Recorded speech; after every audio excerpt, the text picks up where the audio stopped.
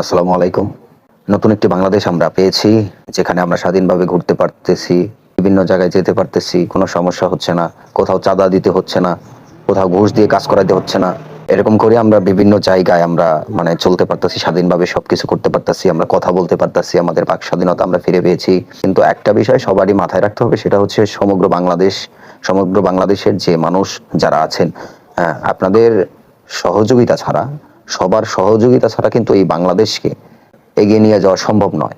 শুধু সরকারই যে এই দেশের দায়িত্ব নেবে তা না। সরকারের সাথে আমাদের প্রত্যেকটা জনগণের উচিত সচেতন হওয়া এবং গ্রাম থেকে ইউনিয়ন থেকে থানা, থানা থেকে জেলা পর্যায়ে যে উন্নয়নের অগ্রযাত্রায় প্রত্যেকটা জনগণেরই সাহায্য সহযোগিতা দরকার। তো আমরা সেই ক্ষেত্রে সবাই সম্মিলিতভাবে দেশের জন্য কাজ করব, দেশ রক্ষায় সবার আগে আমরা থাকব ইনশাআল্লাহ। ধন্যবাদ সবাইকে।